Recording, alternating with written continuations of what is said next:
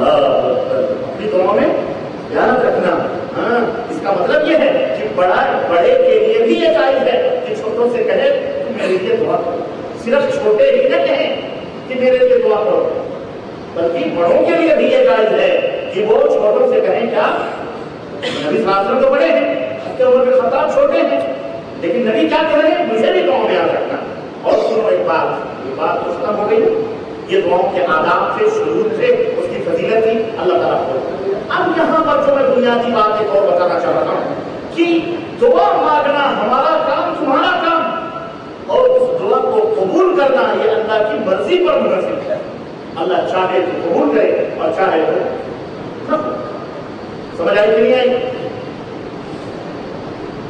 آپ یہ نہ کہیں کہ ہم بڑے متقی، بڑے پرہیزگار ہیں تو اللہ تعالیٰ سے یہ دعا کر رہے ہیں تو اللہ قبول کیوں نہیں فرما رہا. میں بتا رہا ہوں 3 درجے، 3 کیٹیگریاں ہیں جنہوں خانوں میں جا کر کے وہ چیز وہ ہو جاتی ہے.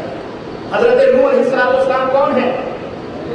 سب سے پہلے رسول ہیں. نبی سب سے حق آدم. نبی رسول میں فرق. رسول شریعت لے کے آتا ہے، نبی نئی شریعت لے کے نہیں آتا. سمجھے؟ پہلے رسول ہیں حضرت نوح. کتنے سال انہوں نے اللہ کی راہ میں اپنے آپ کو صرف کیا اور خدمت کی دین کی؟ 950 برس. 50 کم 1. ٹھیک ہے.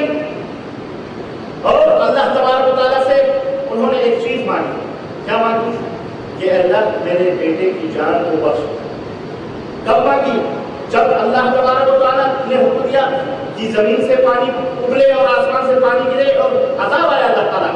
تو حضرت نوح علیہ السلام نے کیا کہا کہ اللہ یہ میرا بیٹا ہے جو پانی میں غرق ہو رہا ہے، اللہ اسے تو نجات دے دے میرے مولا.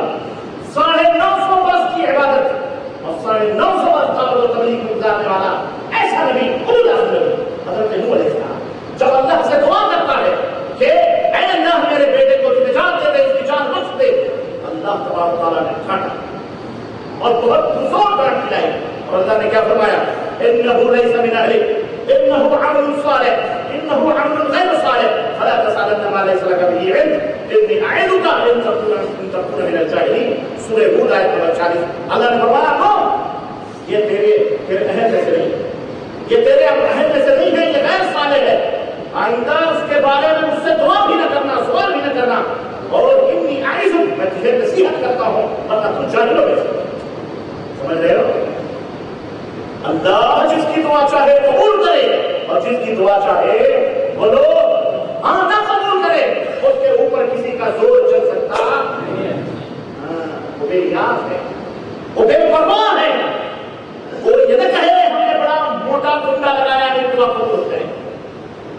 اس کی مرضی ہے، اس کی مرضی ہو نوح کا بیٹا جہنم میں جائے. سمجھ آئی کہ نہیں آئی؟ اس کی مرضی ہو. سنو حضرت ابراہیم کون ہے؟ علیہ السلام امام التوحید، جس نے زندگی بھر اللہ کی آزمائشوں میں زندگی تعریف اور کی کیا تعریف ہے؟ اللہ نے ہر جگہ ان کی تعریف کی ہے. قرآن کریم میں ملت حنیفہ کی طرف سے لوگوں کو دعوت دی ہے کسی کے اوپر قائم ہو کرو، جس نے اپنی زندگی بھی، اپنی روح بھی اور بڑھاپے کا ایک سہارا حضرت اسماعیل تک کو بھی اللہ کی راہ میں چھری سے ذبح کیا کہ نہیں کیا. اتنی بڑی قربانی دینے والا نبی ایک التجا کرتا ہے اپنے رب سے، اور وہ التجا یہ ہوتی ہے اے میرے پروردگار، اے میرے رب، اے میرے رب، اے میرے رب، اے میرے رب، مجھے متقیوں کا امام بنا دے، متقیوں کا امام بنا دے، اور میرے آنے والی نسلوں کو بھی متقیوں کا امام بنا دے. اللہ قرآن میں آیت نازل فرما رہا ہے. اور ذرا دھیان سے سنو فخر کرنے والوں. اور کہتے ہیں کہ باپ پیر ہے تو بیٹا بھی پیر، پوتا بھی پیر، پوتا بھی پیر، لکڑ پوتا، چکڑ پوتا، خاندانی پیری گدی چلتی ہے زمینوں پہ. ضرور یہ سب سے بڑے پیر ہیں، ہم کو پیر کہنا نہیں کی توہین. حضرت نبی ہے، رسول ہے، حضرت ابراہیم علیہ السلام فرماتے ہیں اللہ نے قرآن میں آیت اتاری وَإِذِ ابْتَلَىٰ إِبْرَاهِيمَ رَبُّهُ بِكَلِمَاتٍ، اللہ نے اپنے بندے ابراہیم کو آزمایا چند کلمات کے ذریعے. فَأَتَمَّهُنَّ، اور انہوں کو امتحان میں کامیاب ہوئے. قَالَ إِنِّي جَاعِلُكَ لِلنَّاسِ إِمَامًا، اللہ نے فرمایا ابراہیم میں تجھے لوگوں کا امام بناؤں گا.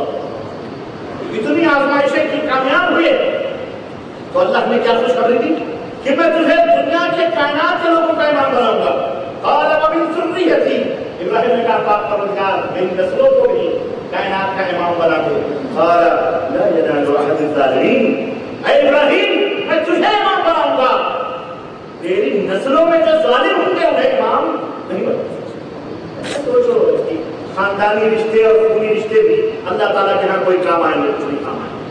हाँ, और यही इब्राहिम एक बाप के लिए अल्लाह से दुआ कि अल्लाह मेरा बाप इसकी पुष्ट से निकला हुआ, परवरिश किया इसने मेरी, मैं पैदा हुआ हूँ, मेरा बाप है, अल्लाह इसको तो जन्नत दे दे। अल्लाह ने कहा इब्राहिम, हदीस बुखारी है कि अल्लाह तबारक व तआला ने फरमाया कि क़यामत के दिन इब्राहिम जब अल्लाह से दुआ करेंगे कि अल्लाह मेरे बाप, तूने कहा था कि मैं तेरी दुआ कबूल करूंगा, अल्लाह मेरे बाप को तो जन्नत में दे दे। अल्लाह कहेगा अपने टांगों के बीच में, अपने टांगों के बीच में देखो इब्राहिम अपने टांग के बीच में देखेंगे तो एक बिच्छू कीचड़ों में गंदगियों में नुसड़ा पकड़ा पड़ा होगा और अल्लाह ताला फरमाएगा ये ले तेरा बाप, और फरिश्तों को हुक्म दिया जाएगा इसको टांग पकड़। कौन है इब्राहिम? सब कुछ तय देने के बाद में जब वे सुजात से दुआ कर रहे हैं, अल्लाह को दुआ कबूल बोलो। अल्लाह के ऊपर किसी का जोर चलता है? बोलो, इब्राहिम से बढ़ के कोई हो सकता है? और सुनो और करीब करो, हम दूर न जाए, इमामुल अंबिया सैयदुल अरब वाले आखिरी नबी हजरत मोहम्मद रसूलुल्लाह सल्लल्लाहु अलैहि वसल्लम अब्दुल्लाह इब्न उबय इब्न सलूल, मदीने का पक्का मुनाफिक, नबी के पीछे नमाज पढ़ने वाला, बैत में शरीक होने वाला, जहाद में शरीक होने वाला, मुनाफिक दिल गंदा उसका, अमाल अच्छे उसके, सब कुछ नबी के पीछे। और यहाँ जब वो मरा, नबी करीम सल्लल्लाहु अलैहि वसल्लम के पास बेटा आया, बेटे ने कहा मेरे अब्बा बुजुर्ग मर चुके, कुछ दे दीजिए। कहा क्या दो? कहा कुछ चीज दे दीजिए, मैं अपने बाप को कफन बिठा दूं। मेरे बाप ने कहा था कि मोहम्मद से नीचे वाला हिस्सा कपड़े का मांगना। नबी सल्लल्लाहु अलैहि वसल्लम ने अपनी नीचे जो बनियान की तरह पहनी जाती है सभी, अल्लाह के नबी ने अपने जिस्म से उतारा हुआ वो लिबास उसके कफन के लिए दिया, कफन पहनाया गया उसको, नबी का लिबास पहनाया गया। खबर में जब जनाजा तैयार हुआ, बेटा आया, कहा जनाजा तैयार है, नमाज पढ़ने के लिए चलो। कौन है ये? रासुल मुनाफिकीन, मुनाफिकों का सरदार नबी करीम सल्लल्लाहु अलैहि वसल्लम गए और नमाज के लिए खड़े हुए। हजरत उमर ने पीछे से हाथ छोड़ा, अल्लाह के नबी ये मजदूर मुनाफिक, इसकी नमाज जनाजा आप पढ़ाओगे? अल्लाह के नबी ने हाथ झटक दिया, कहा उमर तुम कौन होते हो मुझको रोकने वाले? मेरे अल्लाह ने मुझे नहीं रोका, तुम कौन? हाथ छोड़ो। नबी ने उसकी नमाज जनाजा, नबी ने उसकी नमाज जनाजा पढ़ी और नमाज जनाजा पढ़ के रोके, उसको दफन किया गया उसी हालत में। अल्लाह तबारक व तआला ने आसमान से आयत नाज़िल फरमाई और कहा ला तुसल्ली अला अहदिन मिनहुम माता अबदन, ऐ मेरे नबी ऐसे लोगों की आइंदा कभी नमाज जनाजा के ऊपर खड़े ना होना, ये काफिर है, हम इनको माफ कर सकते हैं। बोलो इनकी कब्रों के पास न जाओ, इन्नहुम कफरू बिल्लाहि व रसूलिही, ये वो लोग थे जो अल्लाह उसके रसूल के साथ कुफ्र करके मरे हैं, वो माफू मरे हैं, वो फासिकून, और ये फासिक व फाजिल लोग हैं। ये भले नमाज पढ़ते थे तेरे पीछे, लेकिन इनका दिल क्या था? बोलो, दिल क्या था? बोलो, अरे तुम दिल गंदा करके तुम वली नहीं, तुम नबी के पास भी जाओगे, तुम्हारी बख्शिश हो सकती, तुम्हारी दुआएं कबूल हो सकती, नबी की दुआ करे तो कबूल हो सकती, और दिल साफ हो, तुम्हारे अमाल साफ हो, तो तुम दुनिया के किसी भी खित्ते में रहकर रब से दुआ करोगे, अल्लाह तुम्हारे लिए रहमत के फरीदे होंगे। समझ आई नहीं आई? बोलो मुसलमानों, तुम वसीलों और चक्करों में पड़े हुए हो।